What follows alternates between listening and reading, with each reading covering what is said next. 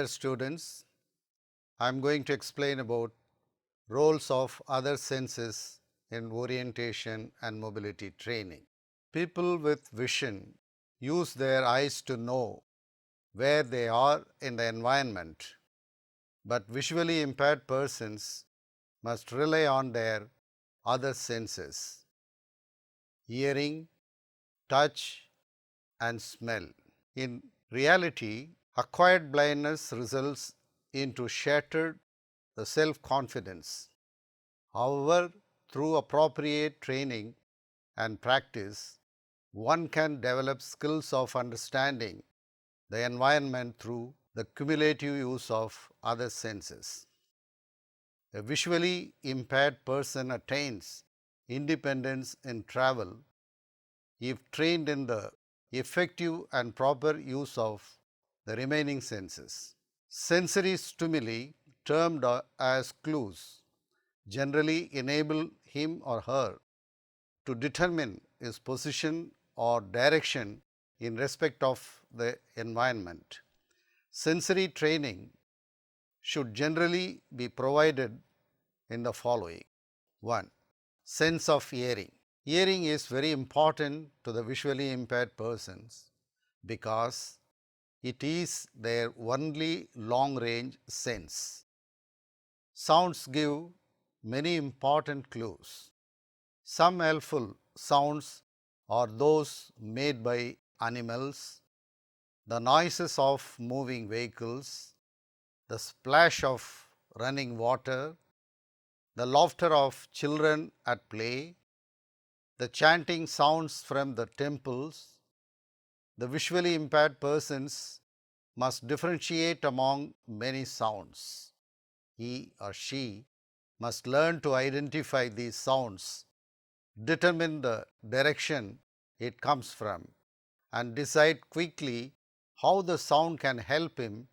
Most visually impaired persons use their sense of hearing more than any of their senses. They should have the ability to be aware of sounds, identify and determine among many different sounds, localize sounds, sound localization. Sound clues assist the location of objects, and in mobility terms, this is known as sound localization. Not only being able to locate the direction of the sound, but also estimate how far away the sound is. Very important to visually impaired persons. By using sound clues, the visually impaired person can quickly alert and understand the environment where he or she positioned himself or herself. It gives so much of confidence. When lost, a visually impaired person should be encouraged to stop and listen for familiar sounds which may help him or her to relocate a known object. Once the position of the sound is established, he or she may decide to move towards or away from it. Sound discrimination. Sound discrimination refers to selecting those sounds which are useful for orientation. For example, in a background of a variety of noises in a form, he or she may want to separate noises of a bullock cart to get an indication of pavement direction. The sound discrimination and sound localization help the visually impaired in the following ways. 1. It helps to identify objects from their sound. It relates the sounds to their sources. It helps to discriminate between simultaneous sounds. It helps to establish direction and source, whether moving or not, of the sound. It helps to localize sounds for understanding spatial concepts. Get an understanding of the spaces, places, terrains by sound discrimination. Activities to help sense of hearing. 1. Move around the room, make a few natural noises, opening and closing doors, knocking into a chair, setting the table, dropping a book on the floor. Ask the visually impaired student to point to the sound and to identify it. 2. Have the visually impaired student list all the sounds he or she hears in and near the school. 3. Have the student follow a sound source. A good sound source to start with is clapping hands. 4. Have the student judge the distance he or she is from a sound source.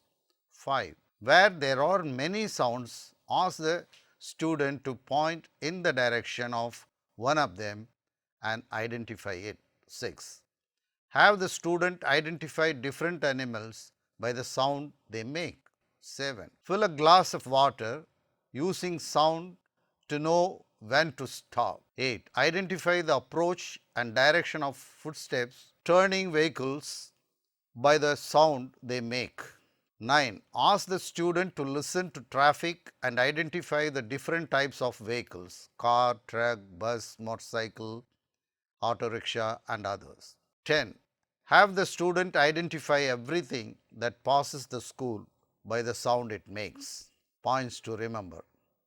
When training visually impaired students, the following points to consider to use their sense of hearing better. 1. Start this training in a quiet place and then later move into a noisier places. 2. Hear the sounds. The visually impaired student must stand still at first and then later identify sounds while walking. Make him or her to use the sounds that are not moving. Later use the moving sounds. 4. Start with sounds that are continuous. Later listen for sounds that are at regular intervals. Sense of touch.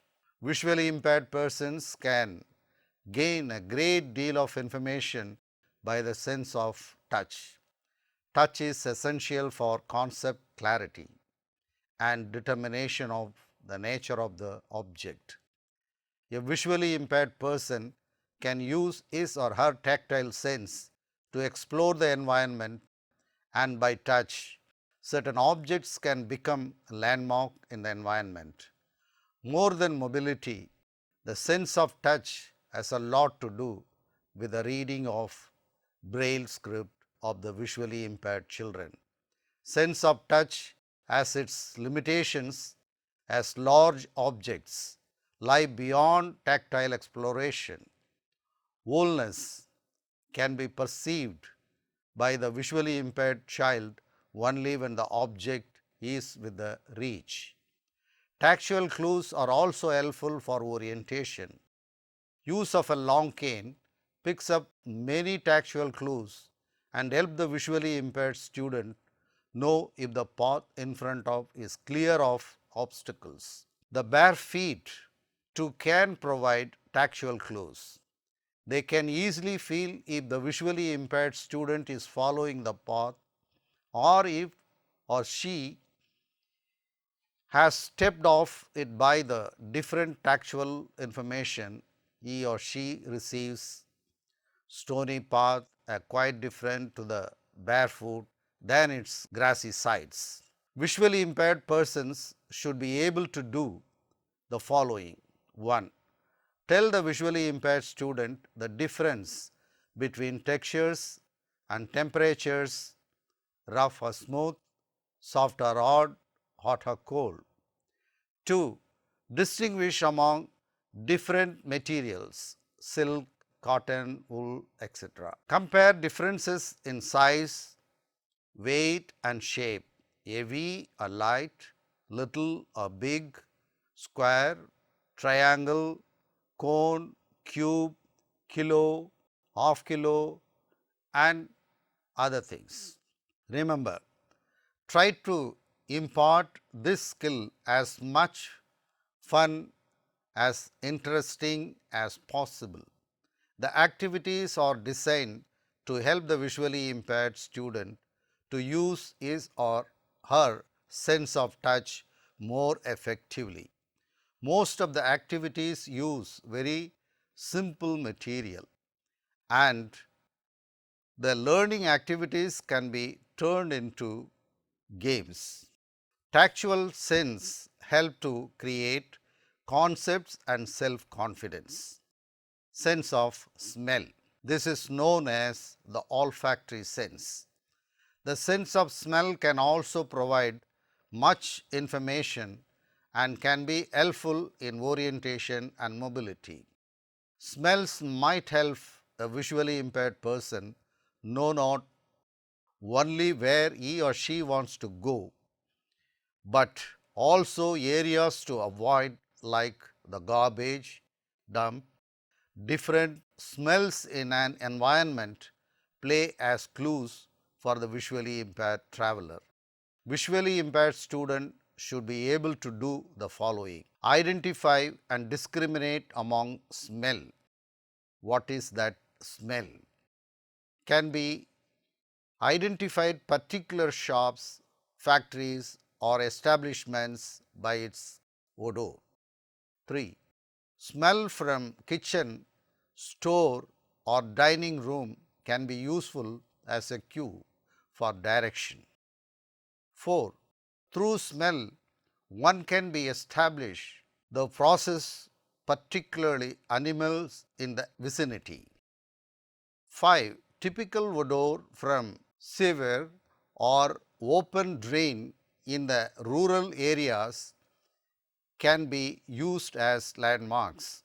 6. Sense of smell is useful for understanding the environment through its odor. 7. To relate or associate different items from their smell. Sense of taste.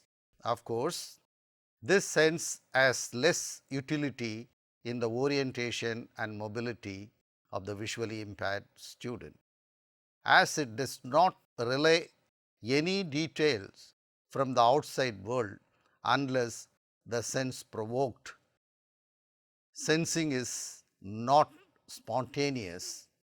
This skill helps the visually impaired student to associate the names of the substances with the sense of taste. The sense of taste is particularly useful for identifying the ingredients of food items, drinks, directly dietary substances, etc. Sweet, sugar, candy and sweets, sour, citrus fruits and juices, bitter, medicines, herbs and plants, hot, tea, coffee and milk, cold, ice cream, ice and cold water, etc. Kinesthetic sense. This is our muscle sense or muscular memory and is invaluable for perception of size relationships, distance and proportion. The kinesthetic sense usually functions in conjunction with the sense of touch. Such judgments as lifting a jug and knowing whether or not there is liquid inside, and how proportionately full the jug is, tying shoelaces, judging distances on familiar routes, climbing and descending stairs, remembering where to turn on a familiar route, become due to kinesthetic sense. Mobility guided by is or efficient kinesthetic sense. It is a misunderstanding to suppose that loss of sight leads to extraordinary abilities in the other senses. In fact, the student lacks of confidence in the remaining senses when blindness is abrupt. Unless the senses are attuned to the environmental demands of information, the abilities remain in halting position. They must be provided with opportunities to experience the use of senses, and the utility should be noticed.